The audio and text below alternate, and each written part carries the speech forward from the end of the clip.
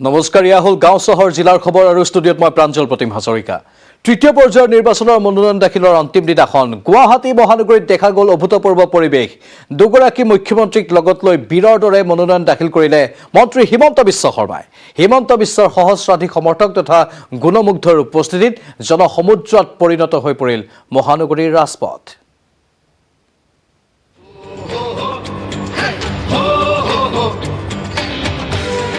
গুৱাহাটীয়ে দেখিলে, অসমে দেখিলে, সমগ্ৰ দেশেই দেখিলে মন্ত্ৰী হিমন্তৰ শক্তি।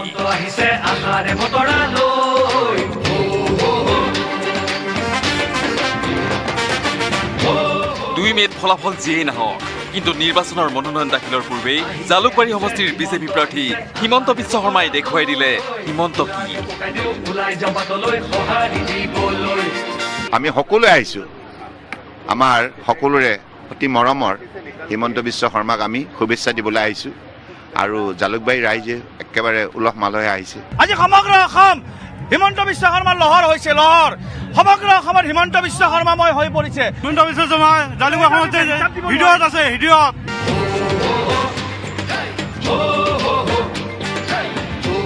জনসমুদ্ৰৰ মাজত পাতৰ কুৰ্তা, পাতৰ চেলেং পিন্ধি মন্ত্ৰী হিমন্ত, কাষত পত্নী পুত্ৰ।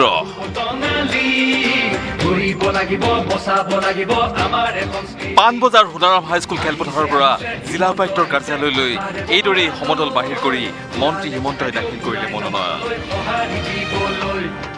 মনোনয়ন দাখিলৰ পূৰ্বে পত্নী ৰিণিকী ভূঞা শৰ্মাৰ সৈতে উত্তৰ গুৱাহাটীৰ দৌলগোবিন্দ মন্দিৰত সেৱা জনাই আশীষ লয় মন্ত্ৰী শৰ্মাই।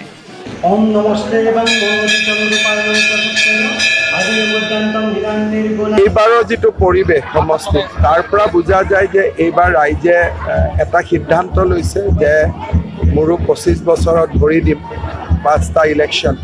ৰাইজে এইবাৰ এনেকুৱা এটা মই দেখিছোঁ যেন হিয়া উজাৰি আশীৰ্বাদ দিব বিচাৰিছে। সমষ্টিত মই বহুত সময় দিব নালাগে, এটা সময়ত সময় দিছিলোঁ। এতিয়া এটাই কথা যে যিটো কথা কয় যে মানুহৰ হৃদয়ত থাকিব লাগে, মোৰ হৃদয় জালুকবাৰীৰ লগত আছে, জালুকবাৰী ৰাইজৰ হৃদয় মোৰ বুকুত আছে, ইমানেই আৰু। দৌলগোবিন্দৰ পৰা আহি কামাখ্যা ধামতো সপত্নীক সেৱা জনাই হিমন্ত বিশ্ব শৰ্মাই। শুকুৰবাৰৰ মনোনয়ন দাখিলৰ পৰ্বত হিমন্ত বিশ্বক সংগ দিয়ে মুখ্যমন্ত্ৰী সৰ্বানন্দ সোণোৱাল, মণিপুৰৰ মুখ্যমন্ত্ৰী এন বীৰেন সিং, সাংসদ দিলীপ শইকীয়া, ভুৱনেশ্বৰ কলিতাকে ধৰি বহুসংখ্যক দলীয় শীৰ্ষ নেতাই। Bureau report, news 18 Assam North east.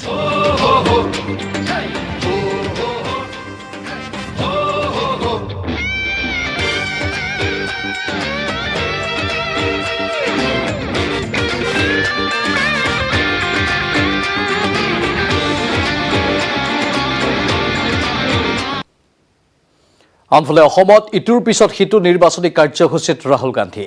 লাহোৱালত শিক্ষাৰ্থীৰ সৈতে মত বিনিময় কৰাৰ লগতে চাবুৱা ডুমডুমাত ভাগ ল'লে নিৰ্বাচনী জনসভাত।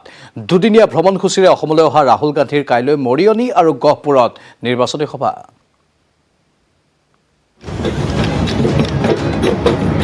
মনোনয়ন দাখিলক লৈ ৰাজ্য উদুলি মুদুলি হৈ থকাৰ পৰত নিৰ্বাচনী প্ৰচাৰ চলাবলৈ অসমত কংগ্ৰেছৰ ষ্টাৰ কেম্পেইনাৰ ৰাহুল গান্ধী। মটক চাহ বাগিচা খেলপথাৰত ছাত্ৰ ছাত্ৰীৰে মত বিনিময় ৰাহুল গান্ধীৰ। किसी भी राजनेता को अगर यहाँ खड़ा होना है तो দুদিনীয়া ভ্ৰমণসূচীৰে অসমলৈ আহি ৰাহুল গান্ধীয়ে লাহোৱাল সমষ্টিত কংগ্ৰেছ প্ৰক্ষেপিত প্ৰাৰ্থী মনোজ ধানোৰৰ হৈ প্ৰচাৰ চলোৱাৰ লগতে অংশগ্ৰহণ কৰিলে মত বিনিময় অনুষ্ঠানত। स्टूडेंट्स के बीच में आकर किसी भी राजनेता को अगर यहाँ खड़ा होना है तो हिम्मत की जरूरत होती है। क्यों? मैं यहाँ आया हूँ, टीवी कैमरा है, आप कुछ भी पूछ सकते हो। ইয়াৰ পিছতে চাবুৱাৰ দিনজয়ত উপস্থিত হয় ৰাহুল গান্ধী। চাবুৱা সমষ্টিত কংগ্ৰেছ পাৰ্টীৰ হৈ ৰাহুল গান্ধীয়ে চলায় প্ৰচাৰ। এই জনসভাত উপস্থিত থাকে ছত্তীশগড়ৰ মুখ্যমন্ত্ৰী ভূপেশ বাঘেল, তত্ত্বাৱধায়ক জিতেন্দ্ৰ সিং, সাংসদ প্ৰদ্যুৎ বৰদলৈ আৰু প্ৰাক্তন কেন্দ্ৰীয় মন্ত্ৰী পৱন সিং খাটোৱাৰ। मेरा नाम नरेंद्र मोदी नहीं है, मैं झूठ नहीं बोलता हूं। हम 5 गारंटी दे रहे हैं कि हम CAA के खिलाफ खड़े रहेंगे और इसको लागू नहीं होने देंगे। दूसरी गारंटी असम में 5 लाख लोगों को हम रोजगार देंगे। तीसरी गारंटी 200 यूनिट बिजली का हर परिवार को हम मुफ्त में देंगे। चौथी गारंटी 2000 रुपए हर हाउसवाइफ को कांग्रेस पार्टी की सरकार देगी। और पांचवी जो गारंटी थी 365 रुपीस आपके जेब में गारंटी करके हम डालेंगे। ইয়াৰ পিছতেই 125 নম্বৰ ডুমডুমা সমষ্টিত উপস্থিত হয় কংগ্ৰেছ নেতা ৰাহুল গান্ধী। ডুমডুমা নগৰ খেলপথাৰৰ ডুমডুমাৰ কংগ্ৰেছৰ প্ৰাৰ্থী দুৰ্গা ভূমিজৰ হৈ নিৰ্বাচনী প্ৰচাৰ চলায় ৰাহুল গান্ধীয়ে। Bureau report, news 18 Assam North east. অৱশেষত সামৰণি পৰিল মনোনয়ন দাখিল পৰ্ব। মনোনয়ন পৰীক্ষণৰ পিছতেই নিৰ্বাচনত অৱতীৰ্ণ হোৱা মুঠ প্ৰাৰ্থী ঘোষণা কৰিব নিৰ্বাচন আয়োগে। ইপিনে তৃতীয় পৰ্যায়ৰ মনোনয়ন দাখিলৰ অন্তিম দিনা বৃহৎ শোভাযাত্ৰাৰে শক্তি প্ৰদৰ্শন কৰিলে বিভিন্ন দলৰ প্ৰাৰ্থীয়ে। ৰাজ্যৰ তৃতীয় পৰ্যায়ৰ নিৰ্বাচনৰ মনোনয়ন দাখিলৰ আজি অন্তিম দিন। ৰাজ্যৰ বহুকেইগৰাকী ৰথী মহাৰথীয়ে দাখিল কৰে মনোনয়ন। কোনোৱে মঠ মন্দিৰত আঁঠুলৈ নেদেখাজনৰ ওচৰত সেৱা লৈ আগবাঢ়িল মনোনয়ন দাখিলৰ বাবে। আন কোনোৱে বিশাল সমদল ঢোল পেঁপা বজাই নৃত্য গীত কৰি শক্তিৰ প্ৰদৰ্শনেৰে আগবাঢ়িল মনোনয়ন দাখিল কৰিবলৈ। কামৰূপ মহানগৰ জিলা উপায়ুক্তৰ কাৰ্যালয়ত আজি মনোনয়ন দাখিল কৰিলে কেইবাজনো হেভিৱেইট প্ৰাৰ্থীয়ে। পূব গুৱাহাটী সমষ্টি কংগ্ৰেছ প্ৰাৰ্থী অসীমা বৰদলৈ, পশ্চিম গুৱাহাটী কংগ্ৰেছ প্ৰাৰ্থী মীৰা বৰঠাকুৰ, কংগ্ৰেছ প্ৰাৰ্থী ৰেকিবুদ্দিন আহমেদে ছয়গাঁও সমষ্টিৰ বাবে দাখিল কৰে মনোনয়ন। হাজো সমষ্টিত কংগ্ৰেছ প্ৰাৰ্থী আনোৱাৰ হুছেইনে দাখিল কৰে মনোনয়ন। পলাশবাৰী সমষ্টিৰ বাবে কংগ্ৰেছ প্ৰাৰ্থী যতীন মালিয়ে দাখিল কৰে মনোনয়ন। দিছপুৰ সমষ্টিত এজেপি প্ৰাৰ্থী অদীপ ফুকনেও দাখিল কৰে মনোনয়ন। দিছপুৰ সমষ্টিৰ মিত্ৰজোঁটৰ প্ৰাৰ্থী হিচাপে মনোনয়ন দাখিল কৰে মনজিৎ মহন্তই। ইফালে পুৱাই হাজোৰ হয়গ্ৰীৱ মাধৱ মন্দিৰ সেৱা ললে সুমন হৰিপ্ৰিয়াই। পুৱামক্কা দৰগাহ শ্বৰীফতো দোৱা লৈ মনোনয়ন দাখিল বিজেপি মিত্ৰজোঁটৰ প্ৰাৰ্থী সুমন হৰিপ্ৰিয়াৰ। বকুৰ কংগ্ৰেছ প্ৰাৰ্থী নন্দিতা দাসেও দাখিল কৰে মনোনয়ন। ধুবুৰী সমষ্টিৰ ৰাইজ দলৰ প্ৰাৰ্থী ৰসুল হক বাহাদুৰৰ মনোনয়ন দাখিল। গৌৰীপুৰ সমষ্টিৰ বিজেপি প্ৰাৰ্থী বনেন্দ্ৰ কুমাৰ মুছাখাৰীৰ মনোনয়ন দাখিল। গৌৰীপুৰ সমষ্টিৰ ৰাইজ দলৰ প্ৰাৰ্থী আব্দুৰ ৰেজ্জাকৰো মনোনয়ন দাখিল। গোলকগঞ্জ সমষ্টিত নিৰ্দলীয় প্ৰাৰ্থীৰ হিচাপে মনোনয়ন দাখিল কৰে আবু জাহিৰ বেপাৰীয়ে। গোলকগঞ্জ সমষ্টিৰ অসম জাতীয় পৰিষদৰ প্ৰাৰ্থী আতিকুৰ ৰহমান জুৱেলৰো মনোনয়ন দাখিল। সকলোৰে দোৱা আৰু আশীৰ্বাদ বিচাৰিম। যি আশাৰে নমিনেশ্যন ছাবমিট কৰিবলৈ যাই আছোঁ, সেই আশা বিশেষকৈ গোলকগঞ্জ সমষ্টিবাসী ৰাইজৰ যিটো আৱেগ অনুভূতিৰ প্ৰতি সন্মান জনাই আজি মই নমিনেশ্যন দিবলৈ গৈ আছোঁ। বঙাইগাঁৱত বহু সংখ্যক সমৰ্থকক লৈ চমক সৃষ্টি ফণীভূষণ চৌধুৰীৰ। মনোনয়ন দাখিল কৰি দুৰ্বল দলৰ লগত শক্তিশালী দলৰ কোনো খেলা নহয় বুলি কংগ্ৰেছক চোকা সমালোচনা।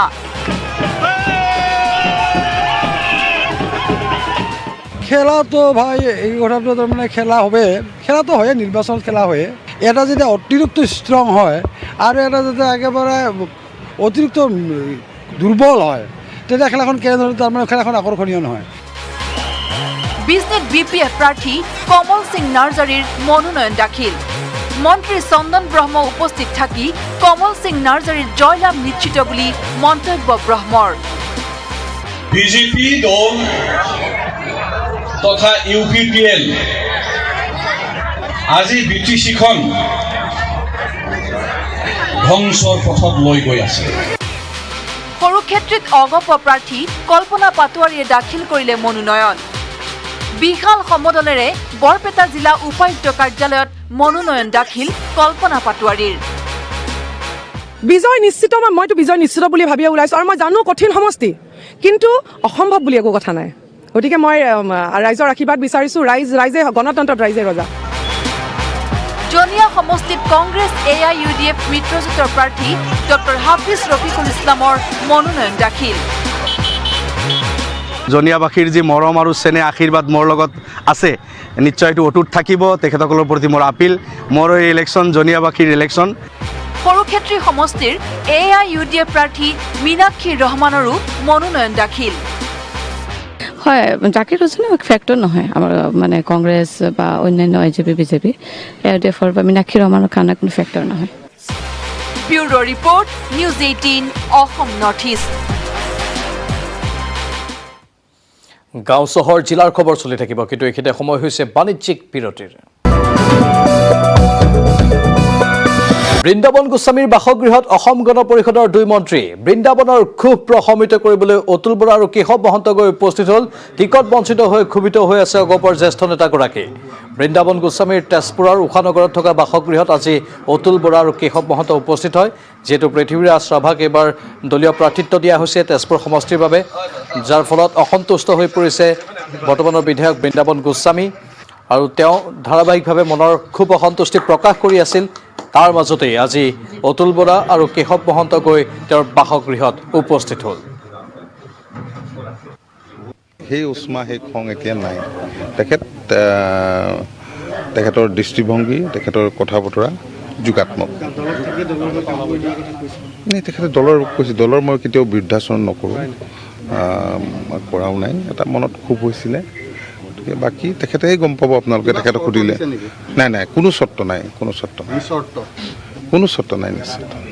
আমি তেখেতক দলত অতি সন্মান আৰু মৰ্যাদা সহকাৰে দলত থাকি দলৰ হৈ কাম কৰি যাবলৈ অনুৰোধ জনাইছোঁ। সেই বিষয়বিলাক আপোনালোকে জানে যে মই দলীয় কৰ্মীসকলক লৈহে চলিব লাগিব, আৰু দলীয় কৰ্মীসকলেও তেখেত লগ পাব। মই অহা কাইলৈ দলীয় কৰ্মীসকলকে নিমন্ত্ৰণ কৰিছোঁ। অসন্তুষ্টি আপোনাৰ দূৰ হৈছে? আজি কোনো কথাই আপোনালোকক নকওঁ। এটা ভাল পৰিৱেশ হৈছে, আৰু তেখেতসকল মোৰ ঘৰলৈ অহাৰ কাৰণে মই আকৌ এবাৰ ধন্যবাদ জনাইছোঁ। শদিয়া সমষ্টিৰ বিজেপি প্ৰাৰ্থী বলিন চেতিয়াই ক'ত কেনেদৰে চলাইছে নিৰ্বাচনী প্ৰচাৰ, চাওঁ আহক।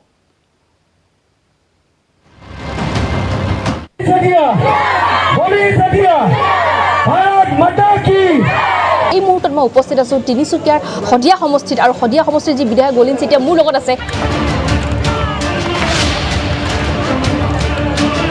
শদিয়াবাসী ৰাইজে ভালকৈ জানে যে কাক ভোট দিলে শদিয়াৰ উন্নয়ন হ'ব, আৰু শদিয়াৰ উন্নয়নৰ স্বাৰ্থত শদিয়াবাসী ৰাইজে বিজেপি দলকে ভোট দিব। মইতো এতিয়ালৈকে এইটো মোৰ 5 নম্বৰ ইলেকশ্যন। এই 5 নম্বৰ ইলেকশ্যনত মই আটাইতকৈ বেছিকৈ এবাৰ জিকিম।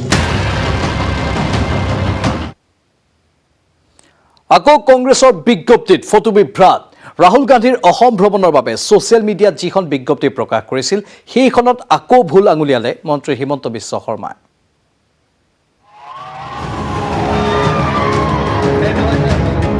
কংগ্ৰেছত আকৌ বিজ্ঞপ্তিৰ লটিঘটি। এইবাৰ ৰাহুল গান্ধীৰ অসম ভ্ৰমণৰ বিজ্ঞপ্তিত দেখা গ'ল বিপৰ্যয়। শ্ৰীলংকাৰ চাহ বাগিচাৰ ফটোকে অসমৰ বাগিচা বুলি আভুৱা ভৰাৰ চেষ্টা। ফটোৰ অৰিজিনেলিটি পৰীক্ষা কৰি মন্ত্ৰী হিমন্তই সামাজিক মাধ্যমত কৰিলে কটাক্ষ। কংগ্ৰেছে আৰু কিমান তললৈ নমাব অসমৰ মৰ্যাদাক?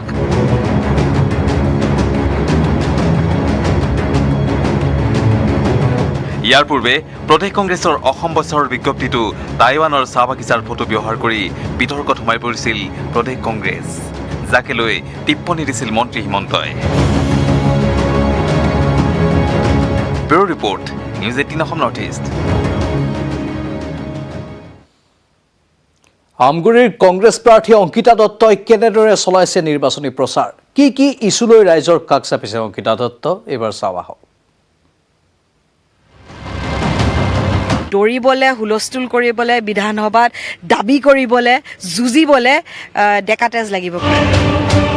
ময়ো এগৰাকী শিক্ষিত নিবনুৱা, আৰু শিক্ষিত নিবনুৱাগৰাকীয়ে আমাৰ আমগুৰি সমষ্টিৰ যিখিনি উঠীয়া চাম আছে তেখেতলোকৰ সমস্যাখিনি উত্থাপন কৰি পেলাই এটা সমাধানলৈ আনিব বুলি আশা কৰিছোঁ। অংকিতা দত্তও শিক্ষিত নিবনুৱা, আৰু শিক্ষিত নিবনুৱাখিনিক সংস্থাপন কৰিবৰ কাৰণে কিন্তু অংকিতা দত্ত এইবাৰ ব্যৱস্থা ল'ব যদি বিধানসভালৈ যায়। সকলোৱে এইবাৰ দেউতাৰ অনুপস্থিতিত মোৰ অভিভাৱক হৈ পেলাই যুঁজত নামিছে বুলি মই ক'ব পাৰোঁ। যোৱাবাৰ আমি 1620টা ভোটত পৰাজিত হৈছিলোঁ, কিন্তু যি স্বতঃস্ফূৰ্তভাৱে ৰাইজ ওলাই আহিছে, যি উৎসাহ দেখিছোঁ, যি তেখেতলোকে আমাক কনফিডেঞ্চ দিছে, মই ভাবোঁ কি এইবাৰ আমি 16,000তকৈ অধিক ভোটত আগবাঢ়ি আহিম। নিৰ্বাচনী বতৰত গুৱাহাটীত উপস্থিত হৈ বিজেপি চৰকাৰক কঠোৰ সমালোচনাৰে থকা সৰকা কৰিলে জ্যেষ্ঠ কংগ্ৰেছ নেত্ৰী অলকা লাম্বাই। মহিলাক বিজেপিৰ কোনো এখন ৰাজ্যৰ চৰকাৰে সুৰক্ষা দিব পৰা নাই বুলি দাবী কৰি অলকাই অসমত কংগ্ৰেছৰ চৰকাৰ হ'লে 5টা গেৰাণ্টি 5 বছৰত পূৰণ কৰিব বুলি ঘোষণা কৰে। নিৰৱচ্ছিন্নভাৱে অসমত এতিয়া চলিছে নিৰ্বাচনী প্ৰচাৰ। নিৰ্বাচনী প্ৰচাৰত কোনে কাক কেনেদৰে থকা সৰকা কৰিছে ঠিক নোহোৱা হৈছে। ইয়াৰ মাজতেই শুকুৰবাৰে গুৱাহাটীৰ ৰাজীৱ ভৱনত উপস্থিত হৈ AICCৰ জ্যেষ্ঠ নেত্ৰী অলকা লাম্বাই সম্বোধন কৰিলে সংবাদ মাধ্যমক। এই সংবাদমেলত বিজেপি চৰকাৰক কঠোৰ ভাষাৰে সমালোচনা কৰিলে তেওঁ। भाजपा के नए नए मुख्यमंत्री उत्तराखंड के बेटियों को ऊपर से नीचे तक देखते हैं, क्या पहना है, कैसे दिखती है और उनके कपड़ों से उनके संस्कारों का अंदाजा लगाते हैं। ये भाजपा के नेता हैं। अंतर है ना, 134 करोड़ की आबादी में एक आदमी अगर नाचे और 134 करोड़ की आबादी का एक प्रधानमंत्री जिसके पास संवैधानिक पद है, जिम्मेदारियां हैं, वो नाचे तो आज पूरे देश को नचा कर रख दिया है। अंतर है, अंतर है। वो एक संवैधानिक पद पर बैठे हैं, 5 साल के कार्यकाल में 1 साल पूरा हुआ, दूसरे के 2 साल पूरे हो गए, मात्र 3 साल बचा है। कहाँ है अर्थव्यवस्था? सबको उंगलियों पर नचा कर रखा हुआ है। तो अंतर है, अंतर है एक आम आदमी के नाचने पर और देश के प्रधानमंत्री जिम्मेदारियों को छोड़कर, जवाबदेही को छोड़कर नाचे तो। Biju Kumar Deka report, news 18 Assam North East. আত্মনিৰ্ভৰতাৰ দিশত আগবাঢ়িবলৈ ভাৰতীয়ৰ এক স্বাভাৱিক ক্ষমতা আছে। ইয়াৰ পোনপটীয়া সম্পৰ্ক স্থাপন হয় আত্মসন্মান আৰু স্বাৱলম্বনেৰে।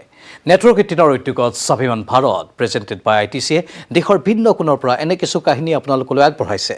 আপোনাক চৰকাৰৰ সহায় অবিহনে সমস্যা সমাধান কৰি থকা সকলো দিশৰ ভাৰতীয়সকলৰ কাহিনী দেখুৱাব।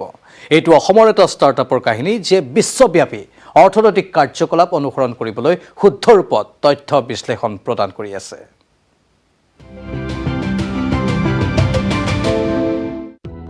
गुवाहाटी स्थित तथ्य अर्थ लगभग रियल टाइम पर आर्थिक गतिविधियों को मॉनिटर करने के लिए उपकरणों का निर्माण करती है। इसका लक्ष्य डेटा कैप्चर करने के लिए स्पेस टेक्नोलॉजी और आर्टिफिशियल इंटेलिजेंस में नवीनतम प्रयोग करके डेटा को सर्विस प्लेटफॉर्म के रूप में मुहैया कराना है। तथ्य अर्थ की स्थापना की यहाँ के CEO गुंजन ठाकुरिया ने, जो कि IIT मद्रास के पूर्व छात्र रहे हैं। तथ्य अर्थ के प्रोप्राइटरी डीप लर्निंग एल्गोरिथम को प्रमुख शिक्षाविदों और उद्योग विशेषज्ञों के सहयोग से विकसित किया गया है। We want to use AI to help effective functioning of our nation and society. Our tools, we envision our tools could be used by different important stakeholders of our society like government bodies, farmers, defense, etc. to effectively make better decisions which would lead to a stronger Bharat. यह machine learning और remote sensing तकनीक का इस्तेमाल करके satellite imagery और जियो location जैसे वैकल्पिक data स्रोतों पर उपयोग करता है। यह steel index, metal index, auto manufacturing index और कमोडिटी प्राइस इंडेक्स जैसे उत्पाद बनाता है। तथ्य अर्थ डेटा और एनालिटिक्स में अत्याधुनिक तकनीक का निर्माण कर रहा है और वो भी स्वाभिमानी रास्ता अपनाकर।